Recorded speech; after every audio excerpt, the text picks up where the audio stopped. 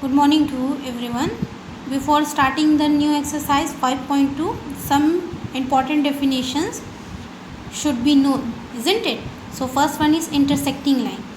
When two lines intersect each other at common point, that common point is called point of intersection or intersection point, and the lines are called intersecting line. So here is the figure. Let L1 and L2 be the two lines which intersect or cross each other at a particular point. That particular point is said to be as intersection point, and that lines which intersect each other, which cross each other, are said to be as intersecting line, isn't it? In the same way, second one is a parallel line. So two lines L and M are parallel if they lies on the same plane and they do not intersect each other, however far they are extended. So here is the figure. Let L and M be the two lines, isn't it? So parallel lines are those lines which are equidistant from each other, as well as they never intersect each other, okay, when it is extended from both the end. So if I am going to extend this L and M on the right hand side, it never intersects each other. When extending from the left hand side, it never intersects each other and having an equidistance. So that kind of line is said to be as parallel line, okay. And this are the notation. L is parallel to M. So this one is the notation of a parallel line. The third point is transversal. A line which intersects two or more lines at a distinct point is called a transversal. So when, for example, L and M are the two lines, isn't it? We can draw one more line here. So two or more lines it is said, isn't it? When two or more lines are intersect or at a distinct point or crossed by a line at a distinct point or at a particular point, that line is said to be as a transversal, and that line transversal is denoted by small t, okay. Now some of the important angles which is formed by a transversal line that we will see here. So here is the figure where L and M are parallel to each other, and this T is the transversal. Through this tree many angles are formed, okay. So first angle is interior angle.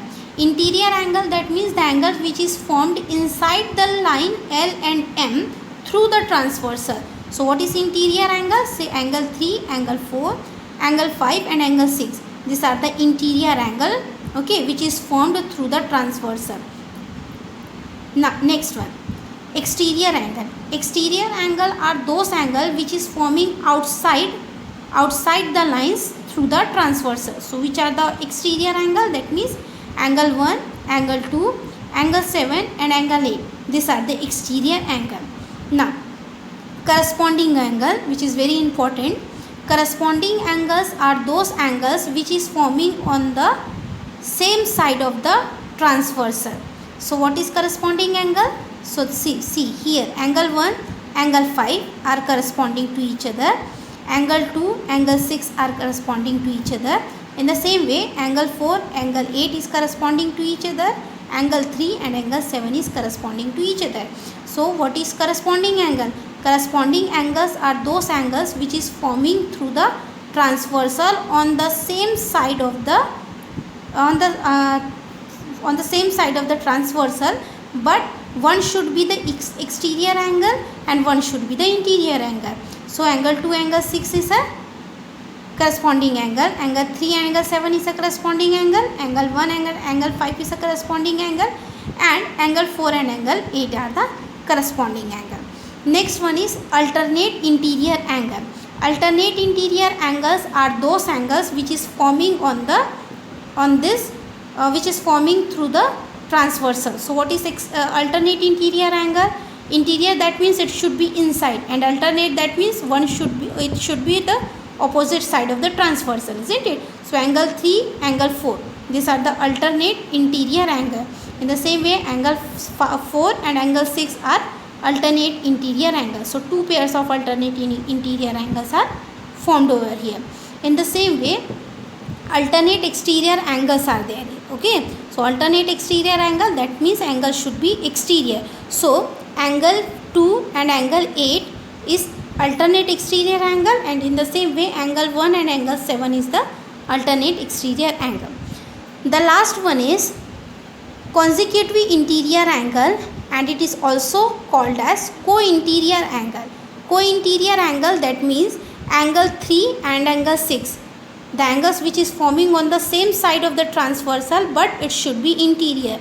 Okay, so angle 3 and angle 6 are co-interior angle. In the same way, angle 4 and angle 5 are the co-interior angle. So learn the definitions very carefully because it will be helpful for solving the exercise. Okay.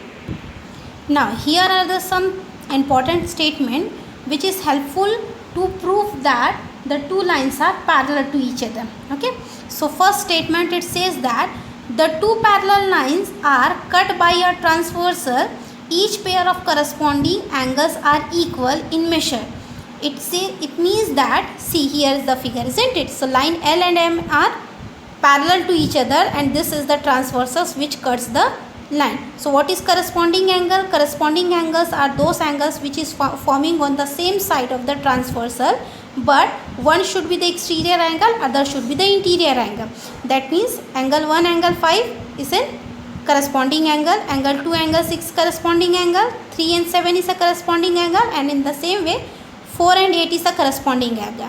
So when the values of the two corresponding angles is equal, that means the line L and M are parallel. So with the help of this statement, we can show that the line L and M are parallel to each other.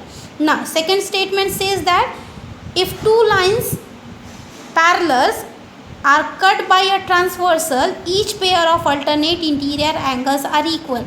It means that when the value of alternate interior angles are equal, that means that line L and M are parallel. So in order to show that the two lines are parallel to each other, this is the second condition which we can apply.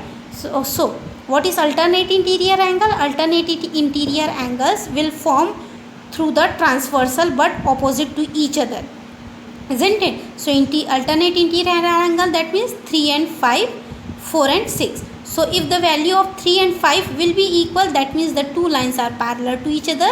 In the same way, when the value of 4 and 6 values of 4 and 6 angles are equal, that means the lines are parallel to each other. So with the help of this statement, we can prove that the lines are parallel to each other. Now the third statement, if two lines parallel are cut by a transversal, then each pair of interior angles on the same side of the transversal are supplementary. It means that in order to prove the line L and M are parallel to each other, what we have to do? Co-interior angle. Look, the co-interior angle, that means angle 3 and angle 6 are the co-interior angle which is forming on the same side of the transversal. Okay, and in the same way 4 and 5 are the co-interior angle which is forming on the same side of the transversal. So adding the angle 3 and 6, it should be equals to 180 degree. So that are supplementary angle, isn't it? In the same way, adding angle 4 and 5, it should be equals to 180 degree. So if the value of angle 6 and angle 3, that means sum of the value of angle 6 and 3 will be forms a supplementary angle, then the line L and M are parallel to each other. So these are the three statements which will be helpful for you to prove that the two lines are parallel to each other. Okay, thank you.